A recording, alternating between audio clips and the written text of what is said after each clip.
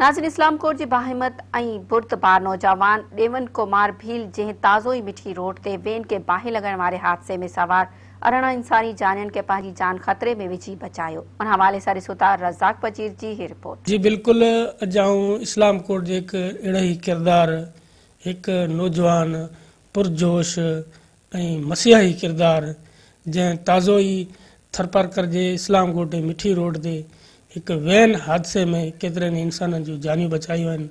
अॼु आऊं उन साण मौजूदु आहियां।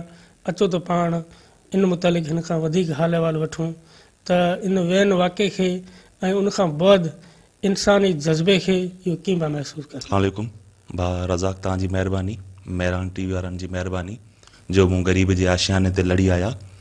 ऐं हिकु इंसान आहियां, मुंहिंजे फ़र्ज़ में जेको शुमार हुयो इंसान ज़ात जी ख़िदमत करणु, से मूं पंहिंजो फ़र्ज़ु निभायो आहे, इंसाननि जी ख़िदमत कई आहे। हिन वाक़े खां पोइ सॼे मुल्क में, सॼी सिंध में जेका इज़त मिली आहे, जेका मान मिलियो आहे, इहो आउं कते मरण जी आख़िरी घड़ी तक नथो विसारे सघां।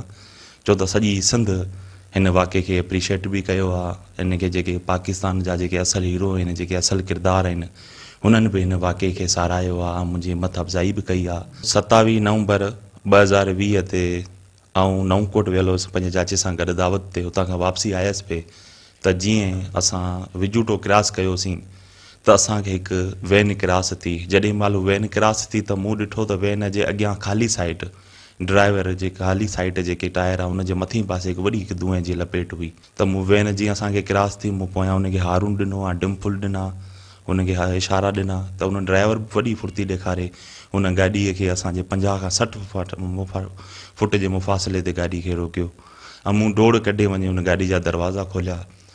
जेॾी महिल गाॾी जा दरवाज़ा खोलिया त मूंखे नाहे ख़बर त हिन मंझि डॉक्टर आहिनि, जेके मसइया आहिनि, जेके इंसाननि जी ख़िदमत कनि था। त उहे डॉक्टर हुया, हुननि खे मूं ॿाहिरि रेस्क्यू कयो। हुनजे करण खां पोइ पोईं साइड ते 2 लेडीज़ डॉक्टर जेके फासी पियूं, पोइ वरी मूं डोड़ कढे पोयूं गेट खोलियो। हुन मंझि 2 लेडी डॉक्टर फाथल हुयूं, हुननि खे बि ॿाहिरि कढियो।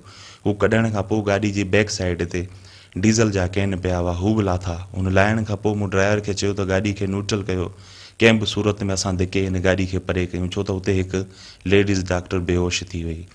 पोइ असां उहो 10 खां 20 फुट वैन खे धिके गाॾी खां परे कयो। हिन वैन जे वाक़े खां पोइ ढेर सारा प्लेटफॉर्म आहिनि जीअं बुनियादी हुकूक आहे, जीअं मूंखे एवार्ड बि मिलियो आहे। बुनियादी हुकूक जे चेयरमैन अब्दुल जब्बार रहमानी साहब जे तरफ़ां मूंखे एवार्ड बि मिलियो आहे। ऐं इंसानी हक़ूक़ वारा बि आहिनि, ऐं स्टेट फाउंडेशन वारा बि आहिनि।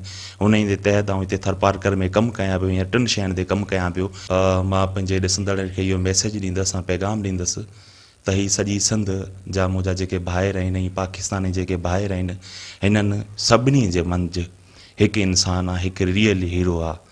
ऐं इहो चवंदुसि त तव्हां पंहिंजे अंदरि जेको रियल हीरो आहे, जेको अदाकार आहे, तव्हां हुनखे उजागर कयो। तव्हां इंसान ज़ात जी ख़िदमत कयो, तव्हां कोशिशि कयो तव्हांजे पाड़े मंझि केरु ग़रीब बुखियो न सुम्हे। कैमरा टीम सां गॾु रज़ाक वज़ीर, महिरान टीवी।